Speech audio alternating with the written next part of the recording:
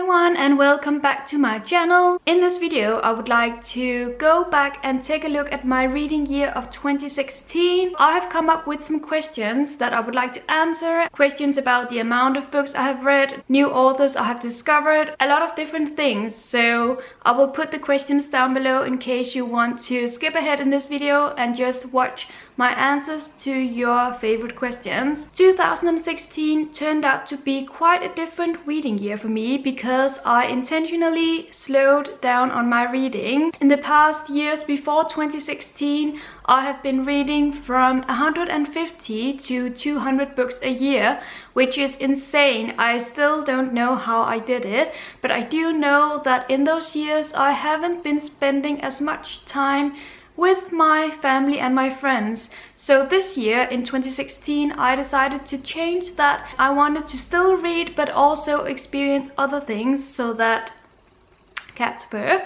I wouldn't spend all of my time reading. That means I have been spending time with my family and friends. I have been setting myself a challenge of watching 100 movies in 2016, which I achieved, so I'm very proud about that. I have been going a lot to the cinema. I have been doing things that make me happy, basically. So even though I didn't read as much as I usually do in 2016, I still managed to read pretty damn much when it comes down to it, which leads me to my very first question, and that is, how many books did I read in 2016? I read a total of 121 books, which is still a lot, and I really don't get how I did it because, as I said, I haven't been reading as much as usually, but I'm still happy about it. It's amazing how I have been able to get through so many novels and still enjoy myself and my life. I also thought it would be interesting to look at my favorite reads and my least favorite reads of 2016. I already did a video on my favorite books of this year, and I will put the link to that one down below, but I can briefly highlight some of my absolute favorite titles that I got through in 2016. Amongst those we have The Title Zone by Sarah Maas, A Spool of Blue Thread by Anne Tyler, The Sunlight Pilgrims by Jenny Fagan, The Butcher's Hook by Janet Ellis, and then I have one novel which I didn't include in my favorites list video, but that's because I finished it after filming that video, but that is Commonwealth by Anne Patchett. I love this book and I did manage to finish it in 2016. Now when it comes to my least favorite read of 2016, I have to go for 0K by Don DeLillo, which I couldn't even get through. I was so bored and uninterested in this story, which turned out to not really be a story. It was more of an essay about death and religion, which would have been fine with me if I knew that that was what I was going into, but I was going into a novel which promised me a story about people who freeze down their bodies in order to be able to preserve them for a time in which you can cure cancer and other diseases. That was not the story I got, and I quickly stopped reading this book and I also got rid of it. Question number 3 is, which new authors did I discover? Now 2016 was the year in which I discovered so many amazing authors whom I hadn't read anything by previously, so I'm going to show you a sample of some of those authors. Amongst others we have Sarah Maas, Margaret Atwood, Anne Tyler, Joyce Carol Oates. And those 4 authors are all authors that I decided to read a lot more by in 2016. However, I also have 2 other authors in my hands which I discovered this year, but I haven't had time to read more by them. I do own more of their books though.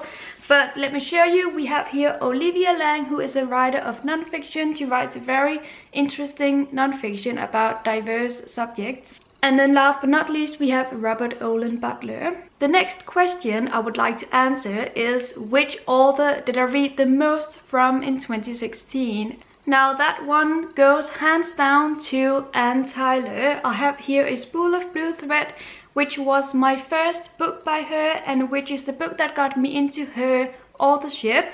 But besides from this one, I have read about 5 or 6 others of her novels, and I still have about 2 waiting for me. And I know that she has written so many other amazing stories, so this is just the beginning, believe me. Favorite release of 2016. This one was hard because I did read quite a lot of releases from this year, which I turned out to love. But this one has to be my pick. The Title Zone by Sarah Moss. Definitely check out this novel and read it if it sounds interesting to you. I adored it. It reminds me of London because I bought it in London and I read it in London during the summer, and it was just such an interesting and captivating story. And my favorite classic of 2016, that hands down has to go to Mariana by Monica Dickens.